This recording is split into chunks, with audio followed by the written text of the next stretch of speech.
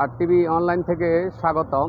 আসলে আমি এখন দাঁড়িয়ে আছি ঢাকা চট্টগ্রাম পুরাতন মহাসড়ক অর্থাৎ এই টাং রোড, যেটা ছাগলনাইয়া উপজেলার একবারে পৌরসভার অধীনে। এই যে এখন এই মহাসড়কের উপরে যে আপনি যে পানিগুলো গড়াচ্ছে, যে পানি যে তীব্র স্রোত এবং পানির যে গতি, এই গাড়িগুলা মানুষ চলা দায় হয়ে পড়েছে।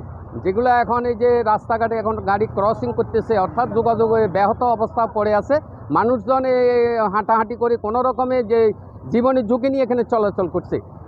এটার এই পানিগুলা ঢাকা চট্টগ্রাম মহাসড়কে গড়িয়ে এখন ছাগলনাইয়ার এই যে গ্রাম পর্যায়ে, তৃণমূল পর্যায়ে এগুলা এই লোকালয়ে পানি প্রবেশ করে, বাড়িঘর ডুবে যাচ্ছে। মানুষজন দৃশ্যত পানিবন্দী অবস্থা এবং ছুটাছুটি করছে প্রাণ ভয়ে। তারা এখন জীবন জীবিকার তাগিদে অর্থাৎ জীবন বাঁচাতে গিয়ে তারা এখন মরণপণ লড়াই করছে।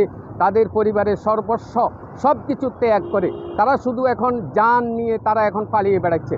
এই ছিল এখন যে গত 3 দিন থেকে এই পাহাড়িয়া ঢলের অর্থাৎ আসাম এবং ত্রিপুরা রাজ্যের দুইটি রাজ্যের পানি ছোট্ট একটি ফেনী জেলার উপর দিয়ে গড়াচ্ছে। এটা আসলে যে টানা বৃষ্টি হচ্ছে, যে উড়িষ্যা, এই যে আসাম এবং ত্রিপুরা রাজ্যের পানিগুলা আমাদের এই যে উজান থেকে নেমে আসা পাহাড়ি ঢলের পানিগুলা মহুরী এবং কহুয়া সিলুনিয়া নদী দিয়ে গড়াচ্ছে। এই যে পানির যে ওভারফ্লো, যে ধারণ ক্ষমতা, এটা এখন আর ধারণ ক্ষমতা নেই।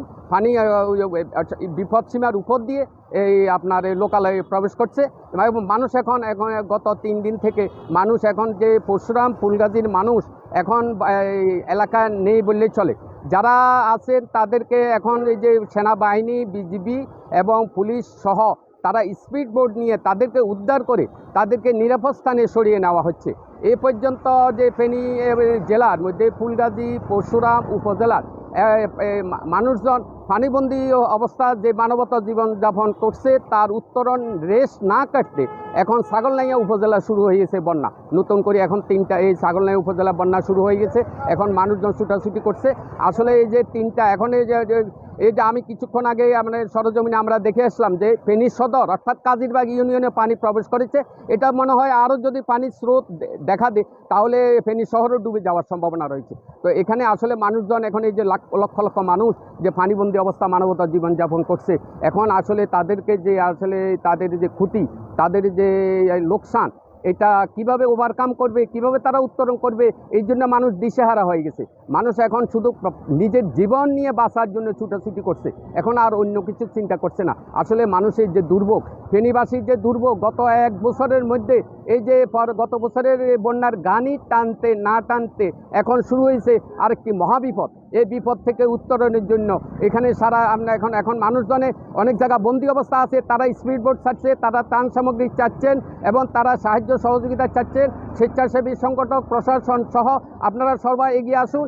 আপনারা এই দুস্থ আপনার নিরীহ মানুষের পাশে এগিয়ে আসুন, তাদেরকে উদ্ধার করুন, তাদেরকে খাদ্য সামগ্রী দিয়ে সহায়তা করুন এবং পানির যে শুকনো খাবার এবং পানির যে তীব্র সংকট, এটা মোকাবিলা কিভাবে করবে। এই যে আশ্রয় শিবিরগুলোতে এখন যে সমস্ত কয়েক হাজার মানুষ এখন আশ্রয় শিবিরগুলোতে আছে, যে সমস্ত বিদ্যালয়গুলা দ্বিতল এবং তৃতীয় ভবন রয়েছে সেখানে তারা অবস্থান করছেন, তাদেরকে সাহায্য সহযোগিতা করার জন্য স্বেচ্ছাসেবী সংগঠন সহ প্রশাসনের সুদয় দৃষ্টি আকর্ষণ করছেন। এই ছিল আমার কাছে সর্বশেষ। আজাদ মালদার, আর টিভি।